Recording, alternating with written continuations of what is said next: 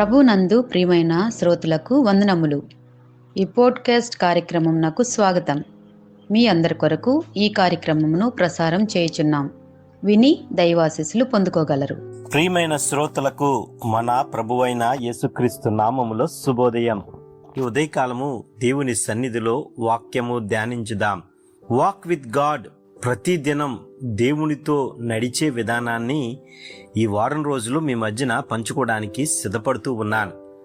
నేను తీసుకున్న ప్రతి అంశంలోంచి బైబిల్ పరంగా ఓ వ్యక్తిని మన మధ్యన పెట్టి ఆ వ్యక్తి తన జీవితంలో దేవునితో నడిచిన విధానాన్ని మీ మధ్య చెప్పడానికి సిద్ధపడుతూ ఉన్నాను. Walk with God daily. ప్రతిదినం దేవునితో నడక అనే ఈ క్రైస్తవ జీవితానికి కేంద్ర బిందువుగా ఉంటుంది. ఇది కేవలం ఆదివారం ఆరాధనకు పరిమితమే కాకుండా ప్రతిరోజు ప్రతి క్షణం దేవుని సన్నిధిలో జీవించే విధానాన్ని మనకి బోధిస్తుంది. మన ఆలోచనలు, మాటలు, క్రియలు అన్నీ దేవుని చిత్తానికి అనుగుణంగా ఉండేలా జీవించడం నిజమైన దేవునితో నడక అని అర్థం. దీనికి విశ్వాసం పునాది కాగా ప్రార్థన మనకు దేవునితో సంభాషణ కలిగిస్తుంది. దేవుని వాక్యం మనకు దారి చూపే దీపంలా పనిచేస్తూ ఉంటుంది. విధేయత ఆయనకిష్టమైన జీవితాన్ని మనలో నిర్మిస్తుంది. పవిత్రత మనలను పాపం నుండి దూరం చేసి దేవునికి సమీపంగా మనల్ని ఉంచుతుంది. ప్రేమ మన హృదయాన్ని మారుస్తూ ఇతరులతో మంచి సంబంధాలు కలిగిస్తుంది. అలాగే సాక్ష్యంగా జీవించడం ద్వారా మన జీవితం ఇతరులకు దేవుని గురించి తెలియజేసే సాధనలా మారుతుంది. ఈ విధంగా ప్రతిదినం దేవునితో నడిచే వ్యక్తి తన జీవితంలో శాంతి, ఆనందం, దిశ మరియు ఆశీర్వాదాలను అనుభవిస్తాడని ప్రతిరోజు దేవునితో ప్రారంభించి ఆయనతోనే ముగించాలి అన్నదే ఈ ఉదయకాలం ఈ మధ్యన చెప్పడానికి సిద్ధపడుతూ ఉన్నాను. రండి, ఈ ఉదయకాలము దేవుని సన్నిధిలో మనము వాక్యాన్ని ధ్యానం చేద్దాం. వాక్ విత్ గాడ్ డైలీ అనే దాంట్లో మొదటి అంశము విశ్వాసము, ఫెయిత్ కొరకు మాట్లాడడానికి ఉన్నాను. హెబ్రీయులకు రాసిన పత్రిక 11వ అధ్యాయము 1వ వచనం ప్రకారం విశ్వాసం అనున్నది నిరీక్షింపబడు వాటి యొక్క నిజస్వరూపమును అదృశ్యమైనవి ఉన్న వనుటకు రుజువునై ఉన్నది.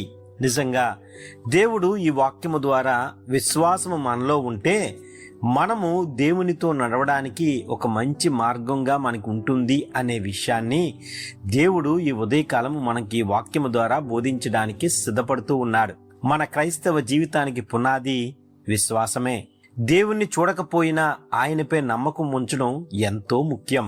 అందుకే హెబ్రీయులకు రాసిన పత్రిక 11:1 అద్భుతంగా విశ్వాసం అనేది నిరీక్షింపబడి వాటి యొక్క నిజస్వరూపము అదృశ్యమై ఉన్న వాటికి రుజువునై ఉన్నది అని దేవుని వాక్యం మాట్లాడుతుంది. విశ్వాసం మనకు దేవుని వాగ్దానాలను అనుభవించేలా చేస్తుంది. సందేహం మనల్ని వెనక్కి లాగుతూ ఉంది. అందుకనే ఆదికాండము 12వ అధ్యాయము 1-4 వచనాలు చదివితే అబ్రహాము దేవుని మాట నమ్మి తన దేశాన్ని విడిచిపెట్టాడు.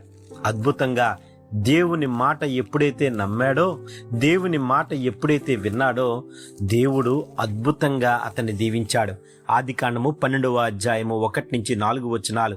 యెహోవా, నీవు లేచి నీ దేశము నుండి, నీ బంధువుల యొద్ద నుండి, నీ తండ్రి నుండి బయలుదేరి నేను నీకు చూపించు దేశమునకు వెళ్ళుము.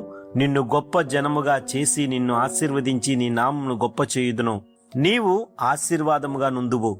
నిన్ను ఆశీర్వదించు వారిని ఆశీర్వదించెదను, నిన్ను దూషించు వారిని శపించెదను. భూమి యొక్క సమస్త వంశములు నీ యందు ఆశీర్వదింపబడును.